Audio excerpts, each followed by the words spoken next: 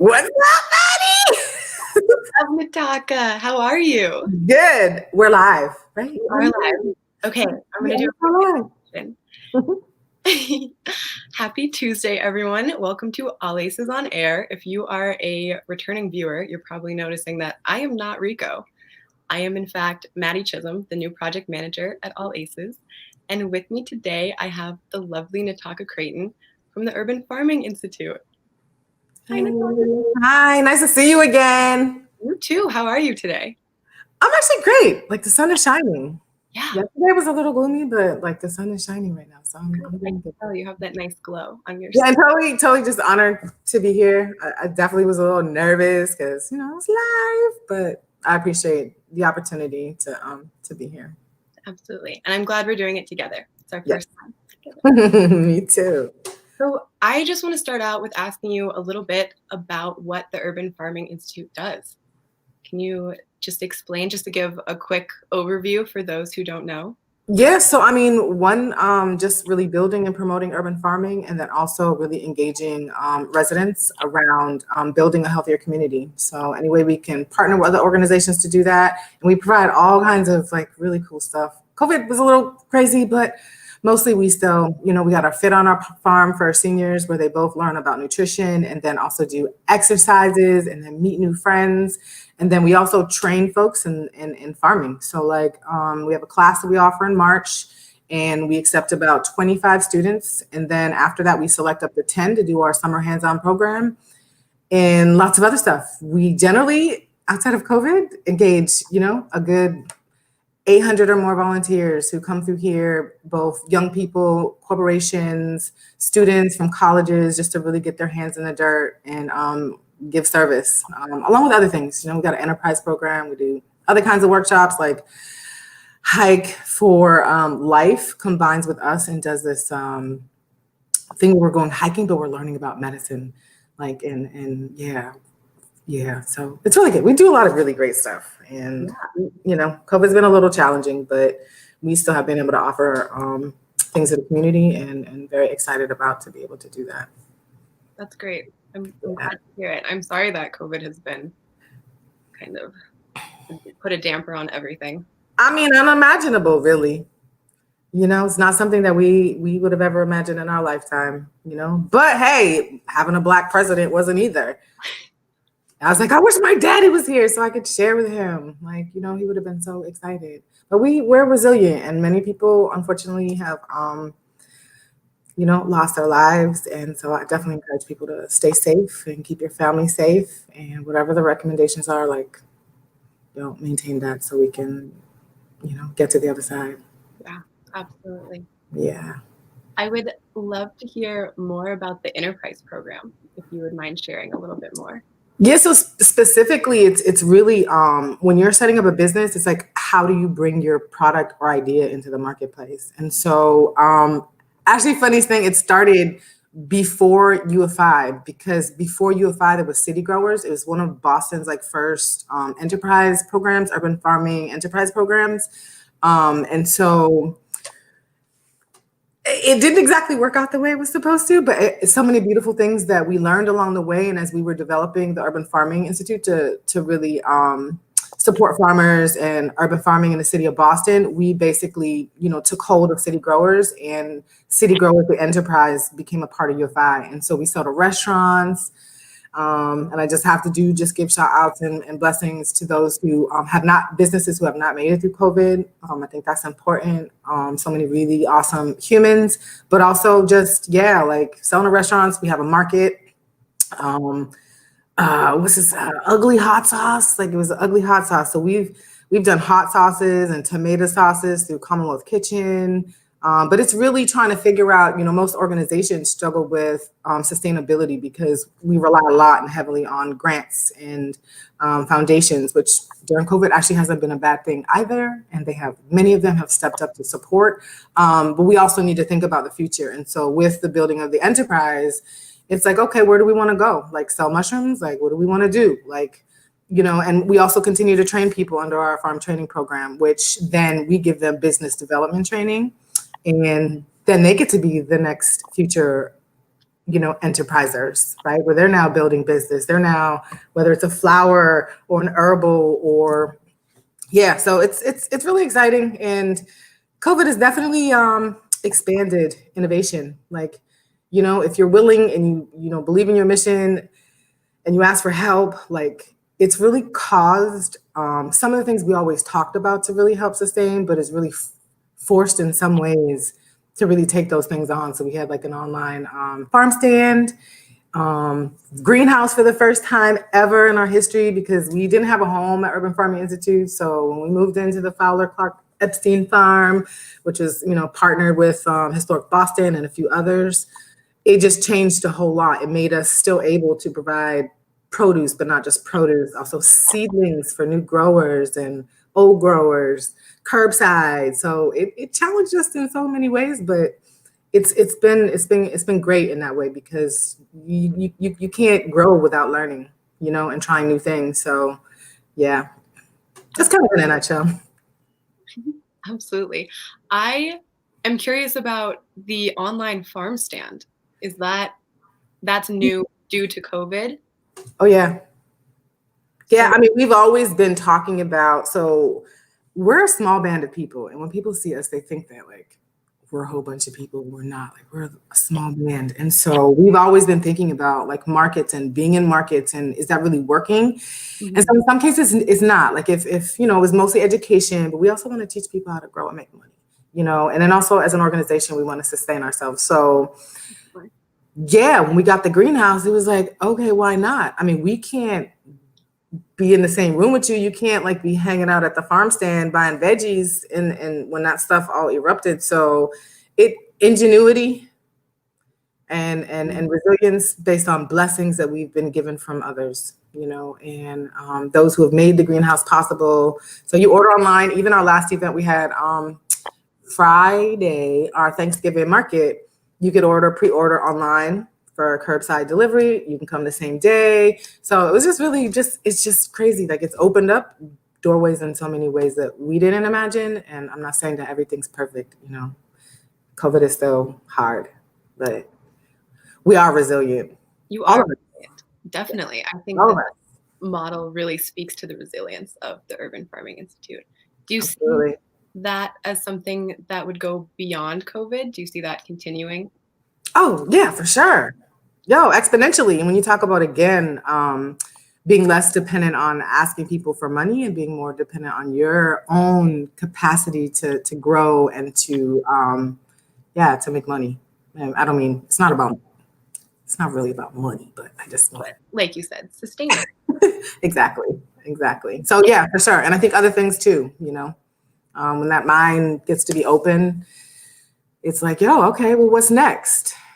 And why not? I think that was Enrico's rock that he showed us. He's like, why not? That's a good rock. Yes. So, yes. I would love to ask you about what made you fall in love with what you do. Just kind of the story. Okay, I have to be brief. I would just say being young. When I was young, like the earth was kind of my playground. My parents worked very hard and were not home a lot. And so I spent a lot of my time outside. And I also know what it is to be hungry.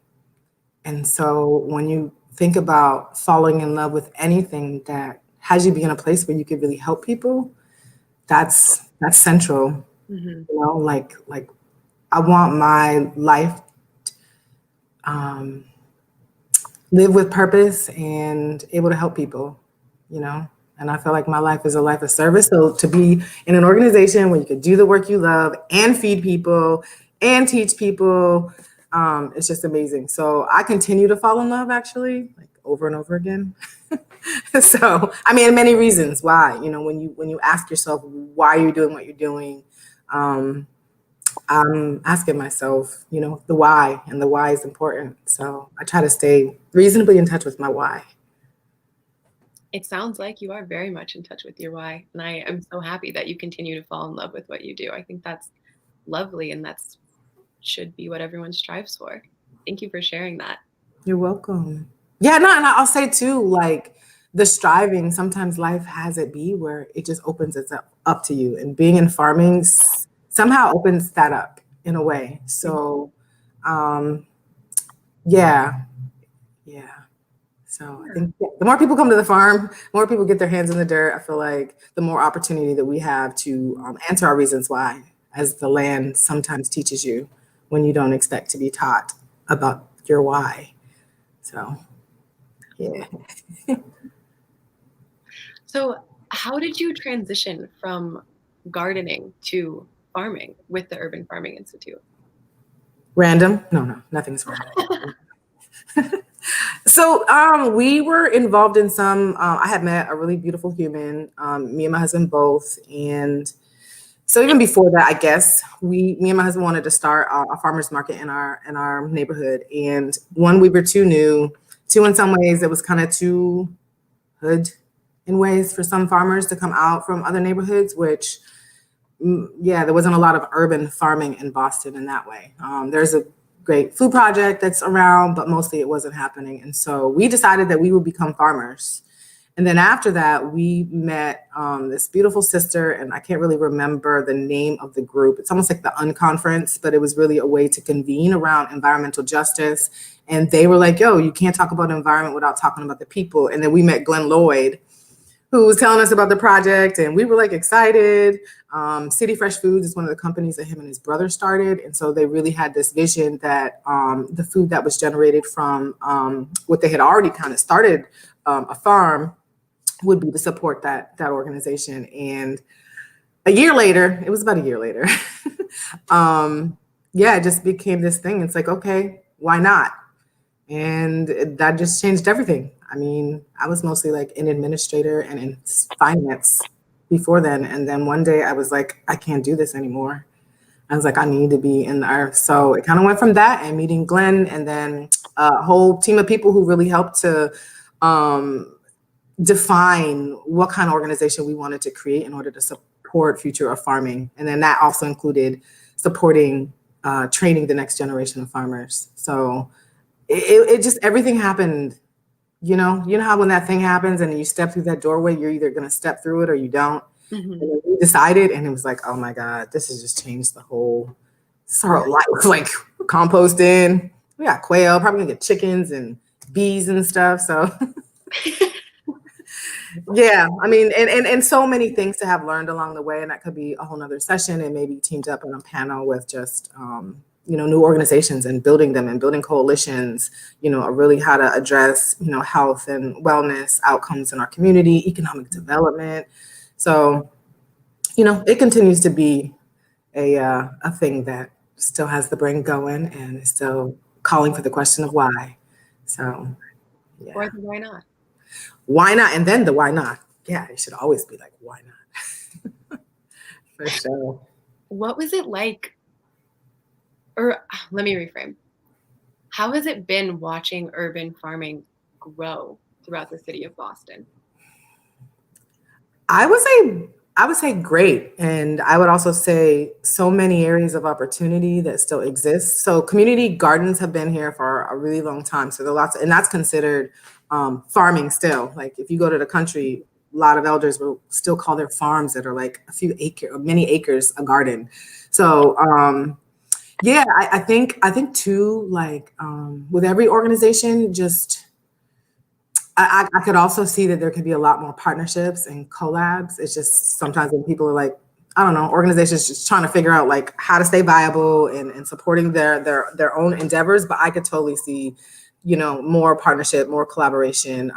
But it's really great to see people grow. Like there's this Hope Garden that's off of Geneva Ave. And it also is combined with some really great humans who have both aquaponics. There's like a fish thing in it. And if you travel down the street, you would never imagine, like never, until you step foot in there, you'd be like, oh my gosh, like small space, grand possibilities. And mostly just witnessing is enough. And then beyond that, opportunities to get involved. So I definitely, I continue to be very hopeful about just more food, more farms, but also same way. I also want like people of color to not get left out of, the other games around urban farming and vertical growing and different things that like access to capital is not as much. And so, or in some cases really not available. And so I just want to see it grow, but grow with the people and grow for the people and not private industry money makers who at the end of the day don't care whether you eat or pay your rent. Those guys. Yeah. And I mean, you know, maybe there could be some that, I don't know, you can appeal to their hearts and be like, yeah, this could be real partnerships. But at the end of it, I also want not just people to have jobs, but people to actually own a portion of that business entity, you know? So then there's like, yeah, future investment in the people, not just, you know, a job. But jobs will be cool too, because, you know, we don't really have no new industry. Walmart can't come here. So No, kidding. How do you cultivate people through urban farming, or how does the Urban Farming Institute cultivate people? Well, definitely, you know, cultivation is for me anyway, in terms of personally and with organization, it's about caring for people. It's about caring for people's welfare, and then okay, being like whole and the craftiness of like thinking about like what do we do in order to create this healthy communities so that people get to live and eat and be healthy. It's I think it's mostly through love. The cultivation starts with love, and then a plan, and the people should be a part of the plan. And so a lot of times, in as much as we cultivated all this land before when it was stolen, you know, from Native Americans and indigenous people, you know, all that cultivation, while we've made lots of great inventions around it, still also took more than it needed. And then some didn't have and many did, you know, so, or many didn't and a few had. So I feel like cultivation is, so I mean, through the Urban Farming Institute, like having seniors be excited about our Fit on the Farm program, meeting new people, laughing, giggling from all cultures and all walks of life. Now they got new friends that they can talk trash to, but also share recipes and share like history of how they grew up with farming, you know. So just really cultivation, I don't think has to be physical. I feel like it just could be also just providing space and place for people to gather and people to learn and people to share experiences. I think in addition to that, I think my speaker's a little interesting. Can you hear the tech on my speaker? Okay, that's better. Oh, no, I didn't hear it. I did. Sound like an alien. But yeah, so really, just like being able to provide opportunities for me is cultivation. You know, seeing the human spirit and what's possible and sharing what you've learned that is possible, it is a matter of cultivation. You know, and then if you're blessed to have resources to be able to share that with others, that's even more than just cultivation. It results in harvest, that people can harvest, you know, the things that come from their own hands and the things that come from their own effort. So cultivation can be looked at many different ways, but I feel like in the beginning, it's really a thought about things. And I feel like it's led by the spirit and should be definitely be led by overall love and compassion for humanity. Absolutely. I couldn't agree with you more. Along the lines of spirit and love for humanity, in a couple of our previous conversations, we have talked about food as medicine and food as healing. And I'd love to ask you a little bit more about that. How does that show up in your work? Wow, like unpredictable. I mean, to even know that certain things have medicine, like, you know, just eating alone is medicine because we can't live unless we eat. So just on a basic level, food is medicine. And on other levels, like about 95% of everything we have here on the farm that some might consider weeds or are not familiar with, they hold so much medicine that has been in many people's cultural traditions. And it kind of just enables a way to return to those traditions where earth is the pharmacy, you know, and everything that you need. Like when COVID happened, I was researching on chicory and all these things that were popped up during the same time. And I was like, whoa, how could it be that, you know, dandelions and they're up now. And their properties are like everything from, cleansing out to malaria. So it's just, yeah, I feel like it's just a constant discovery. And so, we just continue to promote it. And we have some really cool humans who've come through our training and also, are teaching. They've started schools. So it's really cool. Thank you for that. I didn't know that about dandelions. That is. Yeah, it's an Ayurvedic. So is, oh my God, never mind. I'm about to, so I wasn't prepared for that one, but it's among many. Okay, the yellow docks and the burdocks. Okay, I got it. But yeah, good for kidney, good for liver, and other things that are really good for immunity boosting.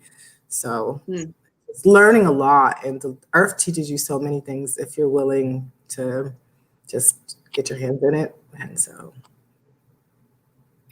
I agree. For me, I think that's one of my favorite things about farming and gardening, just constantly learning from the earth and all the plants and things that you could never expect to be taught.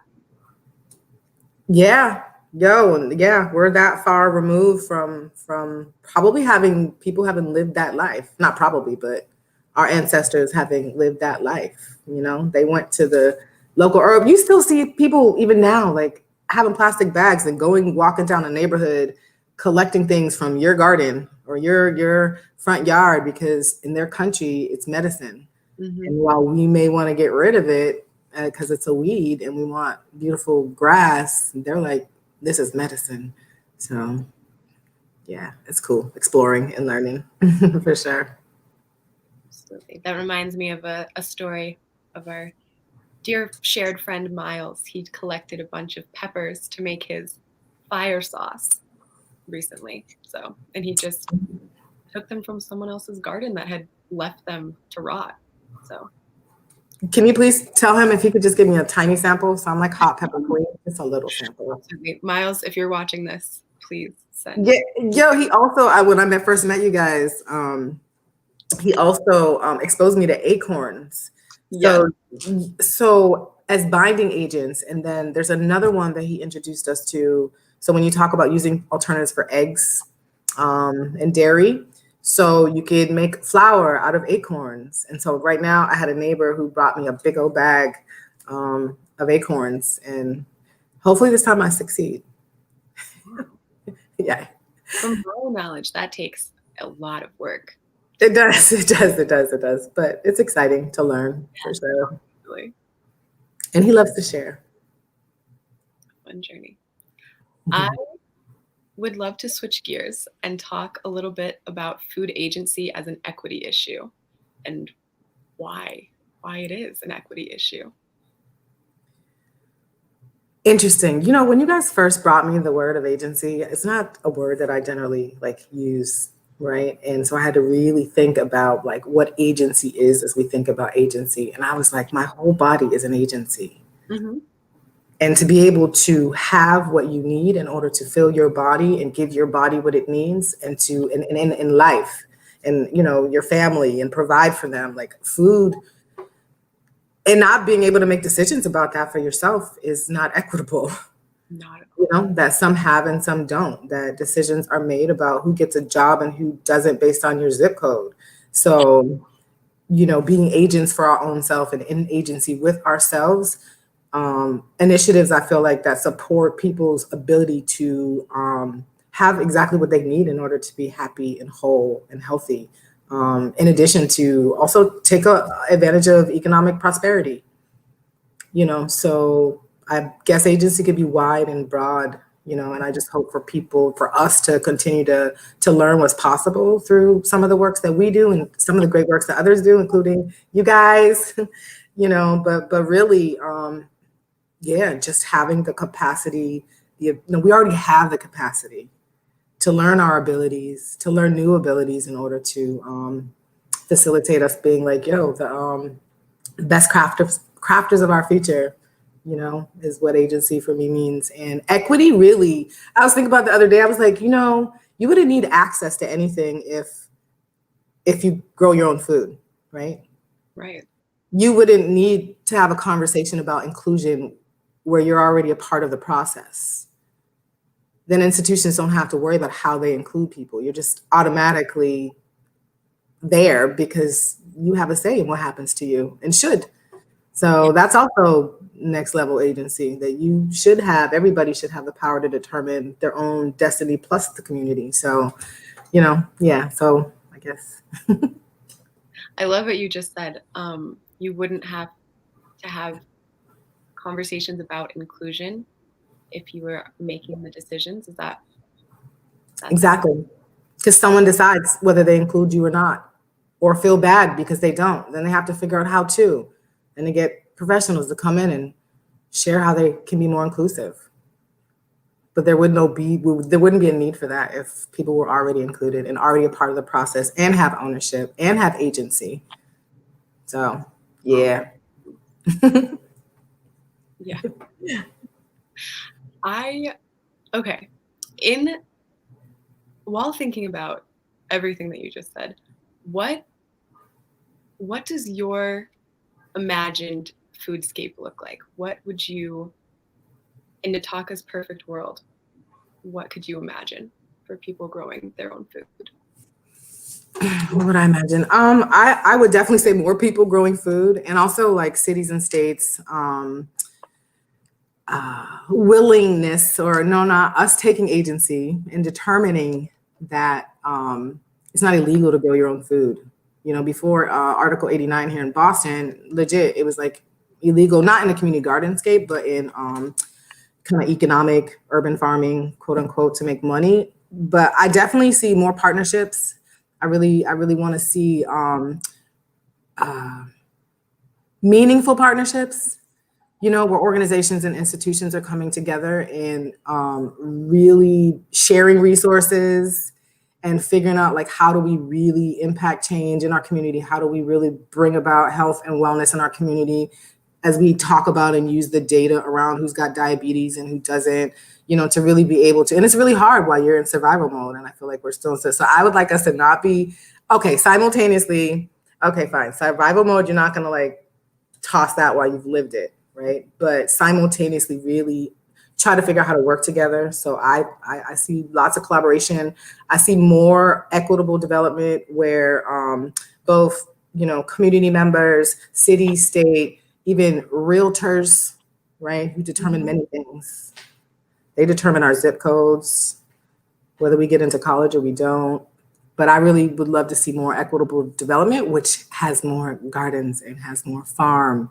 And just ways to get other people to grow. Like if you can grow your own food, that's one less thing that you have to rely on someone else to provide for you and your family. And it may be the decision between paying a bill or paying your rent and eating at the end of the day, or what you feed your children. So definitely more collaborations, more partnerships, more growing food, more training people to grow food. So yeah, more farmland, not more buildings unless we really need it. So we don't have homelessness, if that's the real issue. So yeah. What are some of the current community partnerships that the Urban Farming Institute has? So we have a number of them, which include like Harvard Pilgrim Healthcare. We've partnered with Mattapan Coalition for Food and Fitness. There are many, and I suppose if I was the ED, I'd probably be able to spit it out really well, but we do have many. And also everyone who we bring in to do a lot of our workshops are local community people. So those are also our partners. Our Fit on the Farm, people who come into our training program and offer up their knowledge and skills. Lots of foundations, really lots of great people. So I'll just have to, I wasn't prepared. I don't think I prepared myself for that, but yes. I didn't mean to throw a curveball. No, it's all good. It's all good. It's fine. Nah, and because I do believe in it, and we do. I think we hold it. You have to have those. And when I speak about it, I also want to expand that. It's not about just, getting a check to support the work you do, but it really is, how do we determine together whether or not we're making real impact in our community, and in what ways can we further do that together that doesn't just look like everybody's all set. And then maybe if we share resources and figure out how to do some stuff, then we won't have to worry about individual organizations like struggling, but it's work. It's good work though. It's the good work. It is the good work. Yes, it is the good work. But yeah. It's exciting. For sure. It is very exciting. Mm-hmm. Still get to learn new things, Yeah. and figure out how to work it and make it work. Work it and make it work. Mm-hmm. Life's all about just learning new things and working it and making it work. Exactly. Yes. Yeah, we did that today.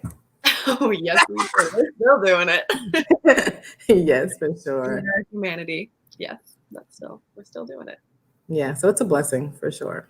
And I wouldn't have my life be any other way. And then I also never imagined my life like this.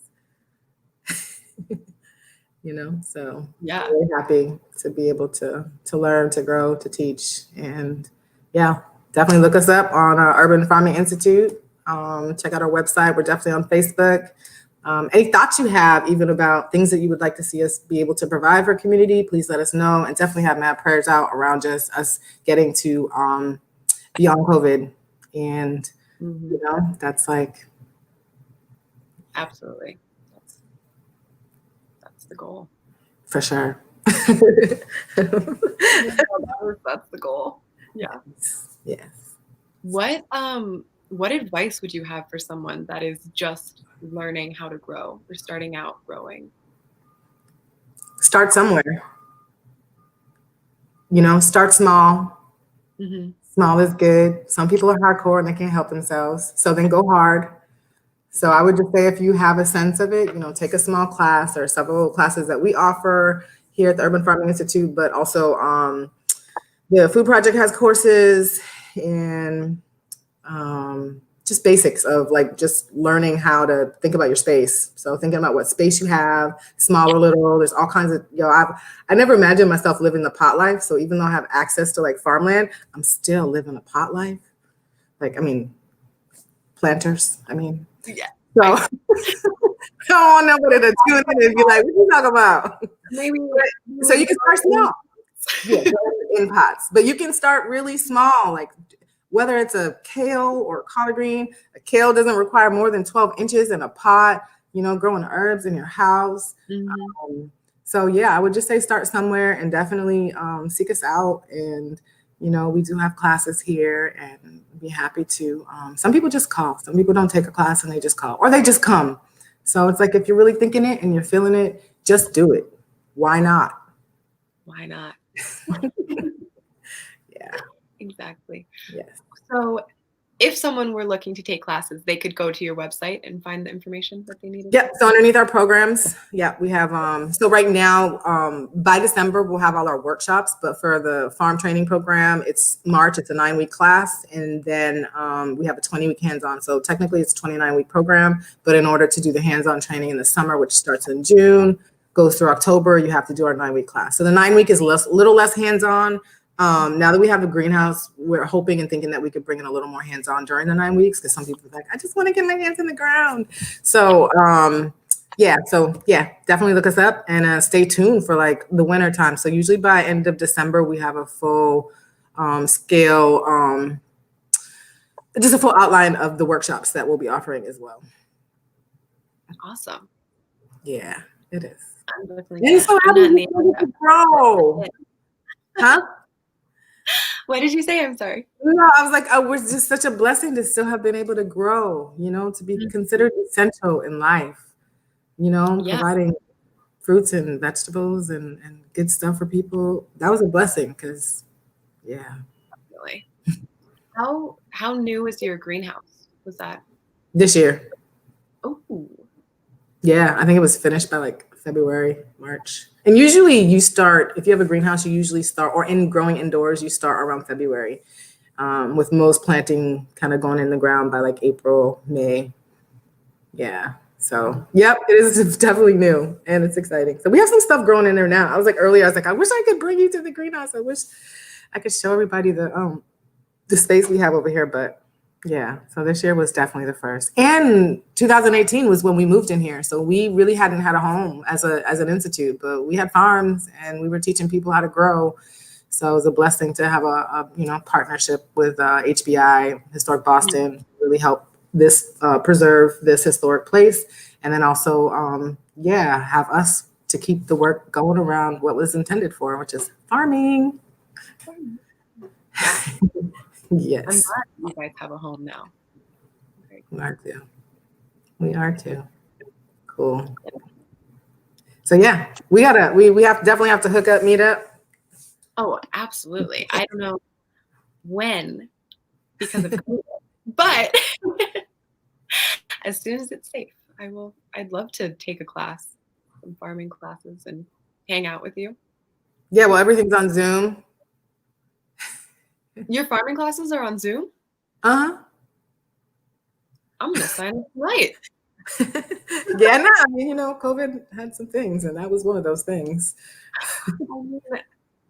Innovation, which we will also continue to ask that earlier about things that will continue. We're like, yeah, if we get to expand the amount of people, sometimes we have hundreds of people who actually email us about doing our program. And we do have high level, especially the hands-on priority in general for, people who live here, and then also people of color and Black people in particular. Like that is a major, emphasis. But in general, all exceptional, all great people are welcome, and it's on Zoom. And yeah, we're hoping to do some more stuff on Zoom. And yeah. I mean, I should have put that together, but I didn't. That's really cool. Yeah, it's cool. Yeah, it was so weird. I think it was weird for everybody, the Zoom thing. Do you feel like it's the same? I mean, obviously it's not the same kind of interaction, but do you feel like the lessons are being received in the same way?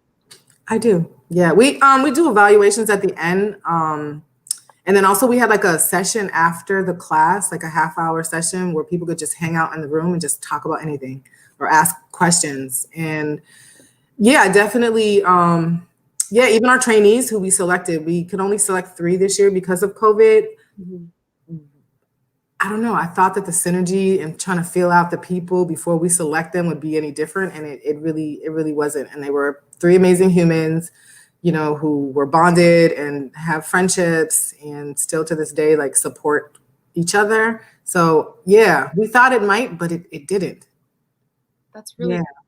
And I think sometimes it's about what you really want to get out of things. Mm-hmm. Some people in our classes, not many, but some people really wanted a little more technicalness like a class would give, like, being in university studies.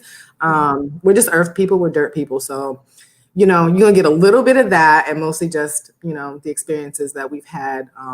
So Tristram, our farm enterprise manager, he's the primary teacher in that class. And then Bobby Walker is the farm trainer. And we just had a great group of people. Yeah. They did a little video testimonial after the program. And I was like, oh my gosh. Because even with COVID, even being in ground and farming and learning how to farm, there was still distance, Mm-hmm. And so we also thought that might be, be a thing. But if, you got land and you can spread out, and we just made it work. So that's great. Resilience at its finest. For sure. Yeah, for sure. A blessing. Yep. So have you done any gardening?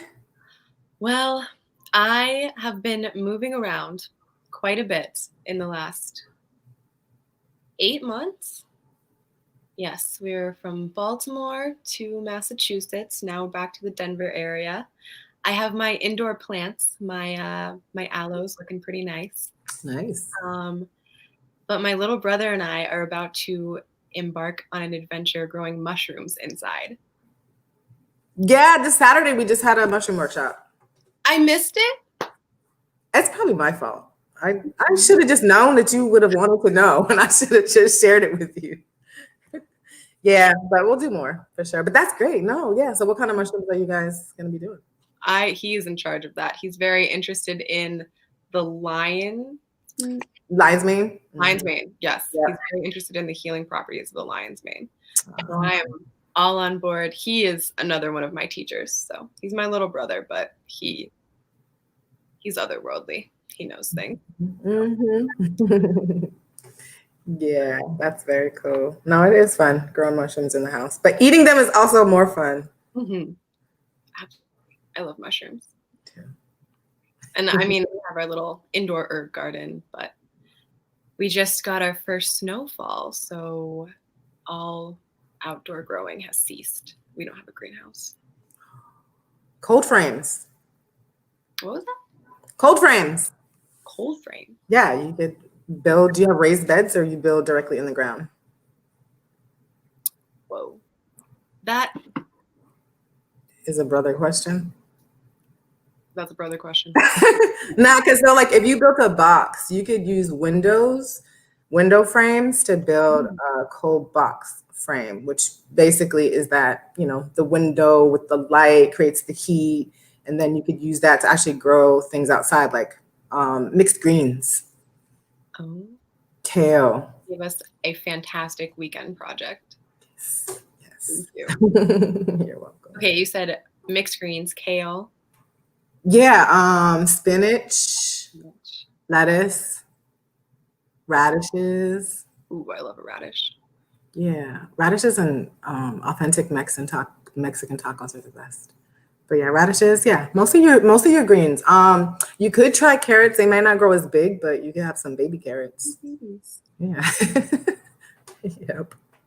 That'll solve another problem that we have, which is the bunnies getting everything. So it'll be raised up. And yeah, well, if you have cold frames, you don't have to worry about that. But that's mostly for wintertime. Yeah.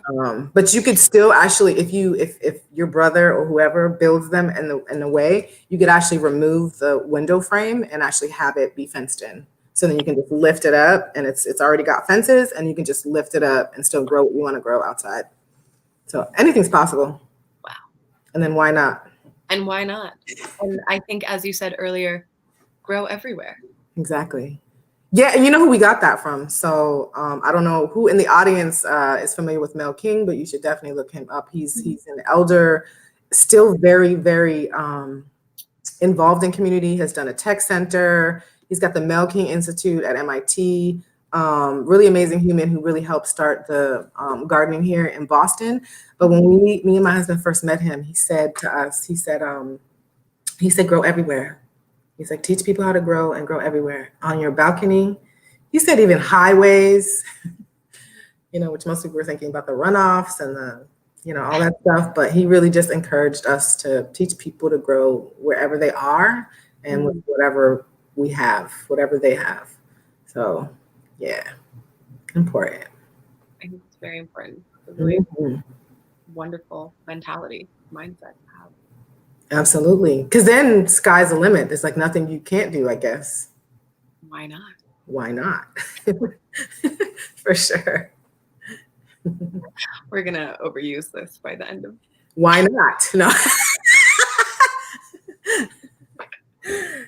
We'll blame it on Rico. Yep. Yes. Cool. He is amazing with his rocks. Yeah. Okay. Another question for you. Okay. Yep. What would you love to see come out of your work? More love, more food. I mean, yeah, where you know, whether you're next door neighbor or you're at church, you know, you're thinking about the welfare of others. You know, if you know that they're hungry or homeless, or like there's more people who are just thinking about others and just giving, you know, because the more that you give, it's all circular. It comes around, you know, what comes around goes around. It's real talk and manifestation, you know, so yeah. And again, like I mentioned earlier, just really rethinking partnerships and collaborations and how do we truly transform the system, you know, or create new ones. Emmanuel Pratt from Sweetwater Foundation said that we've been struggling so long that we have already in some way created our own systems. And perhaps we may need to practice those, you know, more so that we're actually bringing in new systems that really help us to bring what is needed for us versus other people making decisions for us. That agency thing that you talked about. Agency thing that we were just talking about. I know that underutilized word that I usually never use, but I get it. Yeah, so definitely more growing, more teaching, just to share, having skill shares where people can share what they know with other people, right? It doesn't have to be traditional schools. It could be, in community centers. So I feel like an opportunity to learn new things for folks, whether it's a young person or someone coming out of prison who is going to be a lot more likely, or at least more difficult to get a job. And in particular, if you're a person of color, and in particular, if you're a Black man, so let's share some skills. Let's share what we have. It's a blessing and a gift that we've been given. We don't own it, Mm-mm. So yeah, a lot more of that. A lot more of that. Yeah, a lot more kids growing. More shared growing, less ownership, more love.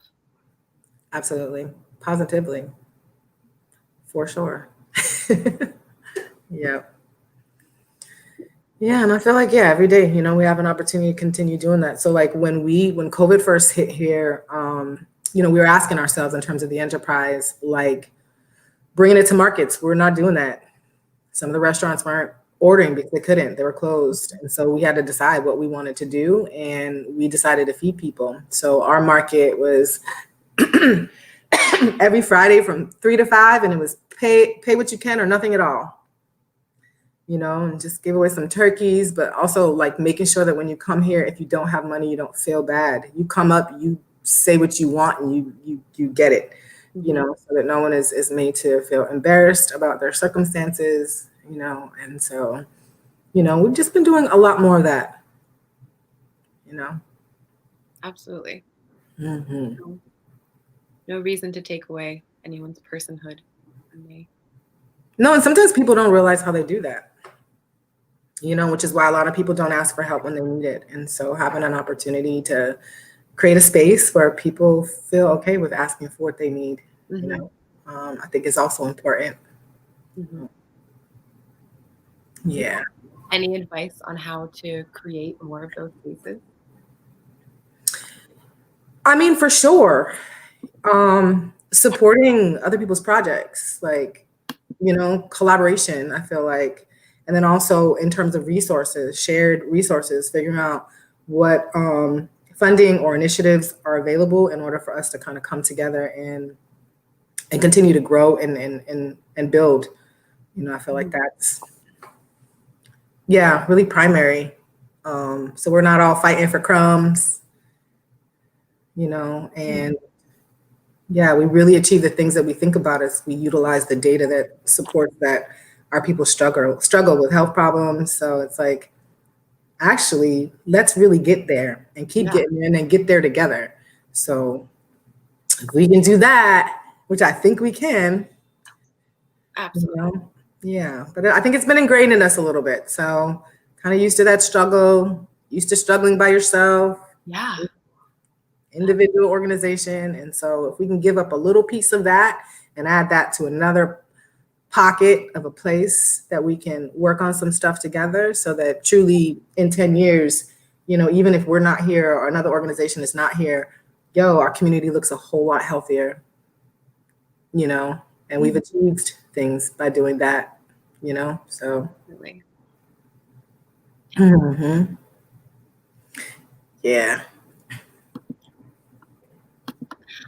I would love to bring up the idea of collective care, which is something that is very central to all ACEs, where we it's exactly what it sounds like. We really just do what needs to be done to care for each other, whether that's taking the time, the space we need, stepping up to support other team members and playmakers, and just being as human as possible.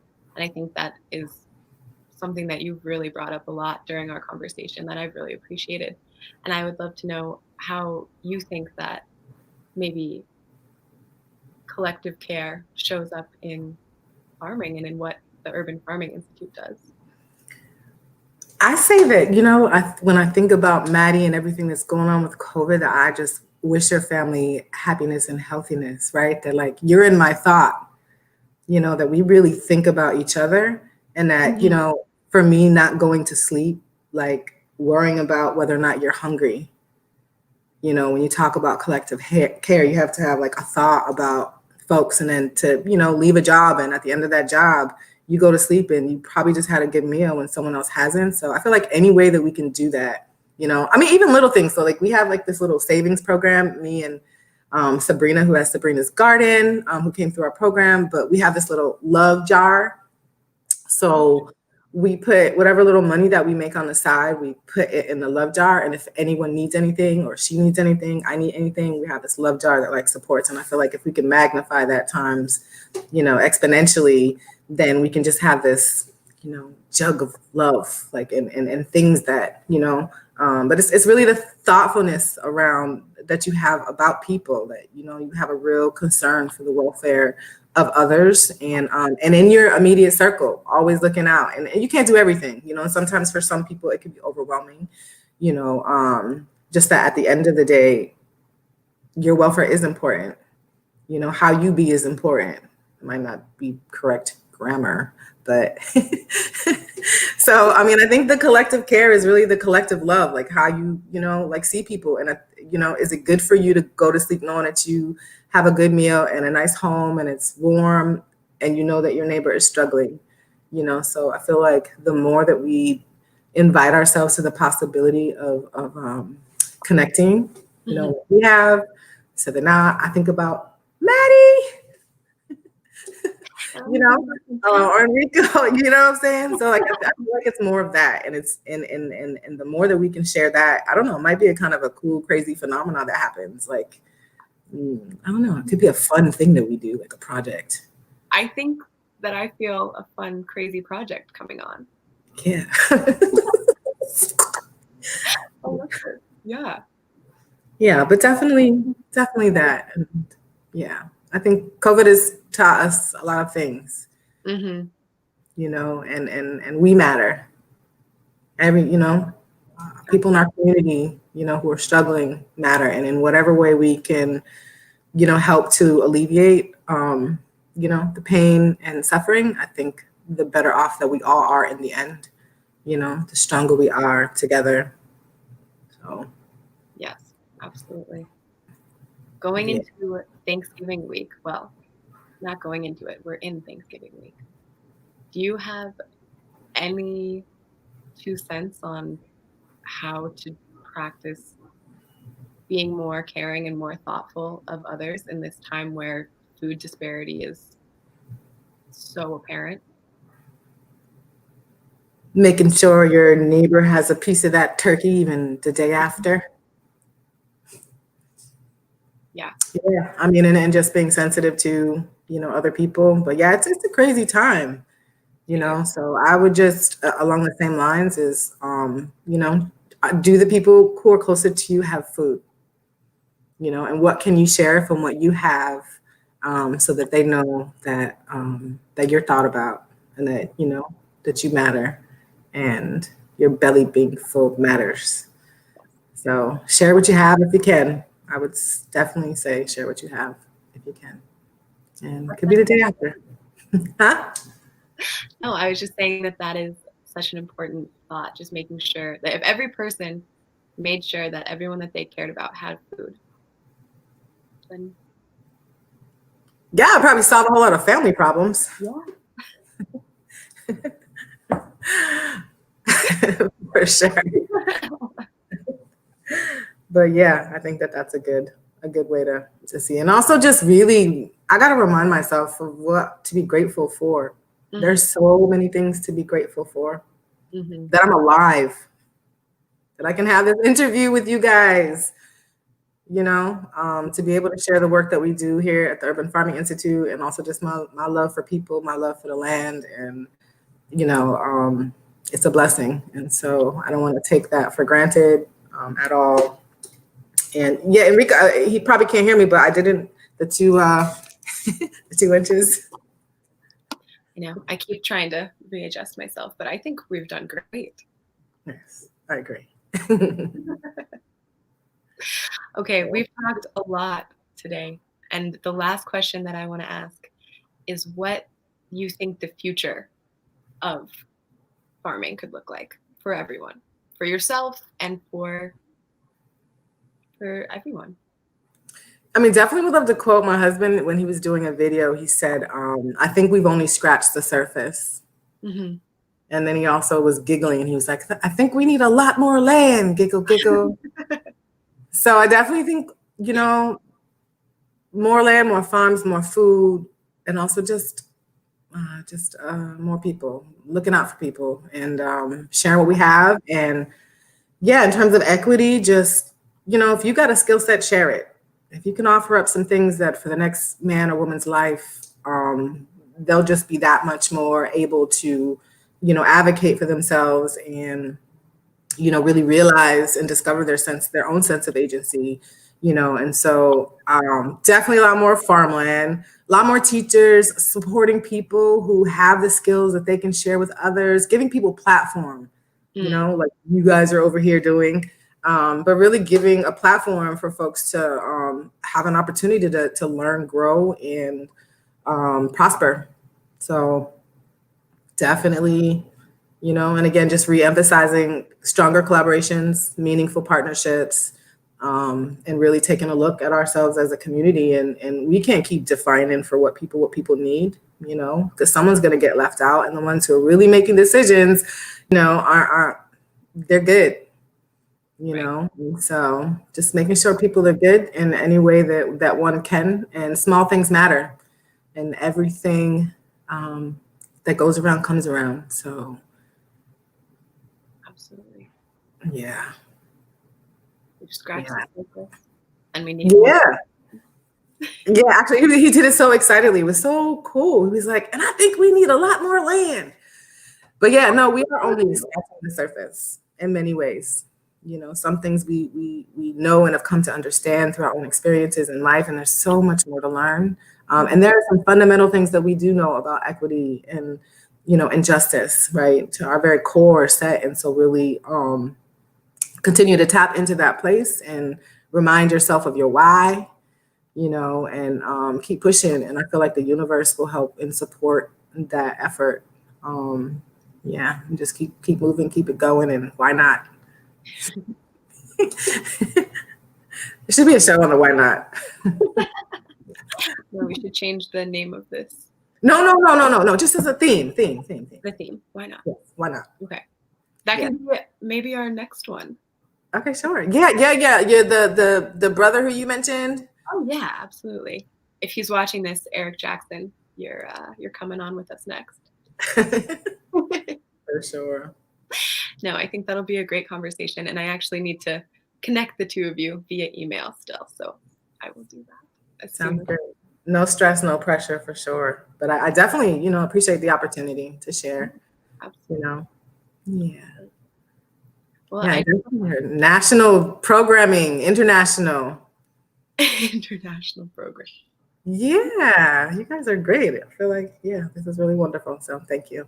Yeah, thank you so much for coming on here and doing this for the first time with me. I couldn't appreciate you any more than I do right now. So thank you. And I would say here's the first times and many more times. Oh, I hope so. Yeah, in Colorado, we were actually going to go this year to visit our graduates that I had mentioned, Esmeralda, who used to work here, and for their retreat. So hopefully everything is good with them. But I definitely plan on making a trip there with a crew of people. Well, when you do, please let me know. I will. Yes. Yes. So fun. Cool. Okay. I guess in the last 30 seconds that we have together, do you have any last things that you want to say? Shamelessly plug about yourself or?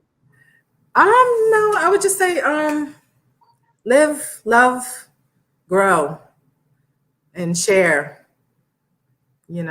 The more that we share, the more that comes around to support, people. So not really, just excited about the future. Me too. I'm like, yo, people be like, yeah, we're gonna be like this for like, you know, for a good. And I'm like, no, I'm not having that in my thought at all. I'm like, yo, 2021, change. Around the corner. Yeah. Yeah. And I'm like, I'm not trying to. I'm very much aware of what's happening with COVID, and I just don't want to have that be, you know, the thing that keeps me from learning and growing, and from prospering in life. So I'm definitely hoping for a better 2021, and I look forward to all the things that the universe has for us. Yeah. Appreciate the time, and on behalf of the Urban Farming Institute Farm Team, we appreciate you and are grateful to have this opportunity. Well, we appreciate you. And on behalf of All Aces, this was All Aces on Air. Thank you so much for joining us. Woo, woo. Thank you. All right, peace. See you soon.